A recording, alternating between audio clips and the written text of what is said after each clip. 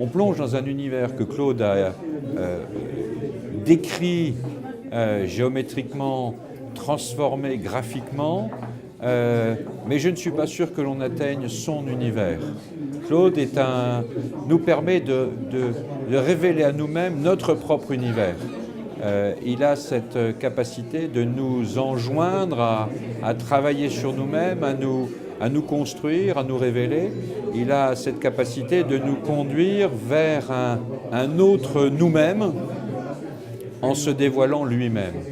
Il ne nous invite pas nécessairement, de mon point de vue, à aller dans son propre univers, mais il nous permet de construire des rêves et de nous laisser transporter ailleurs ou dans des ailleurs.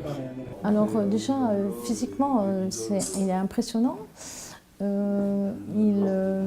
Son côté sympathique et on sent une culture et toute une réserve et qui donne beaucoup d'épaisseur au personnage, un petit peu comme ses tableaux.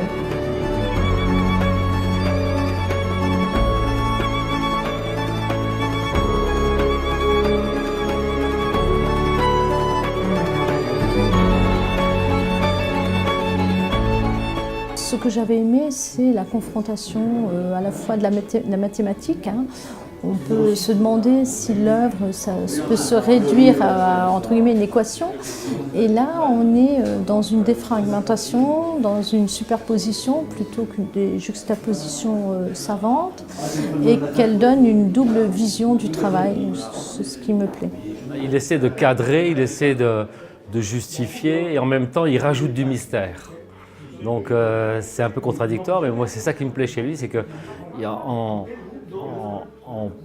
pulvérisant l'image connue des œuvres d'art célèbres, Botticelli, Picasso, tout ça, il rajoute quelque chose d'encore plus mystérieux.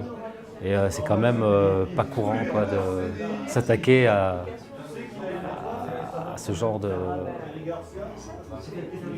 grands maîtres.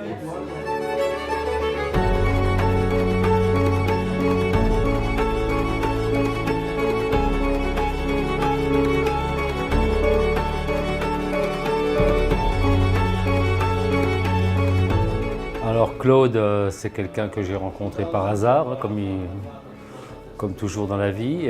C'est quelqu'un qui m'a tout de suite bluffé parce que c'est un personnage hors du commun pour moi. Il a toutes les qualités pour intriguer, plaire.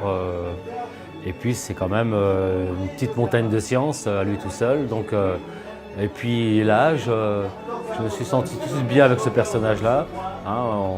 L'amitié s'est très très vite liée avec lui. Alors j'adore ses œuvres. Ici, on n'a pas l'habitude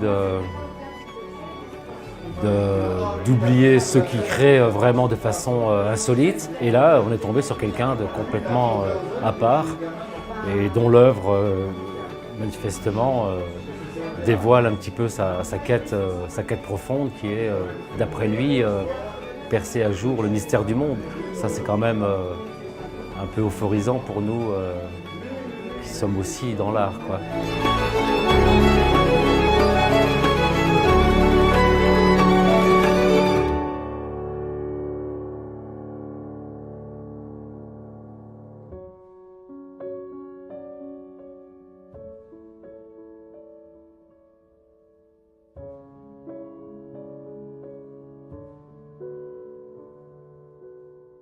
Alors l'œuvre, c'est peut-être le choix d'une gamme colorée. Je crois que je suis derrière un portrait de Verlaine et dans les tonalités proches des couleurs de la peau, comme une superposition possière justement. C'est peut-être là où je suis la plus sensible. J'aime beaucoup l'Anguera Carton, la Pietà d'Avignon. Et j'aime beaucoup aussi le Verlaine qui est par ici, parce que là, il a fait une œuvre supplémentaire. Il a pris la photo de Verlaine et il a rajouté picturalement des couleurs qui n'existent pas, quoi. C'est une photo de Verlaine de l'époque avec son haut de forme. Celle-là me plaît beaucoup parce qu'elle est touchante. Et celle de Botticelli aussi, qui est complètement écarquillée, écartelée. Le printemps de Botticelli, là, c'est fabuleux, quoi. C'est une vision comme si on avait fracassé une vitre avec un piolet, quoi.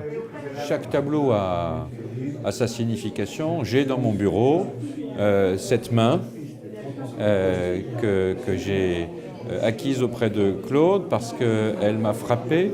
Cette main m'inspire énormément dans la mesure où c'est la main de l'artiste, c'est la main de l'homme, c'est la main des hommes, et que ces hommes aient réalisé des travaux agricoles, des travaux d'artisans, et façonné la terre, la pierre, le métal, peu importe, qu'ils aient créé des œuvres d'arts insignes ou qu'ils aient créé des outils beaucoup plus simples ou qu'ils aient simplement pourvu aux besoins de nourriture de leur famille. Cette main, pour moi, caractérise l'essence de l'homme et la force de création, de créativité de l'homme. Création des biens pour manger, etc. Mais la créativité est partir dans un au-delà. Et cette main, pour moi, illustre parfaitement cela. Et il y a quelque part dans cette main une part de la main de Claude Gensling lui-même.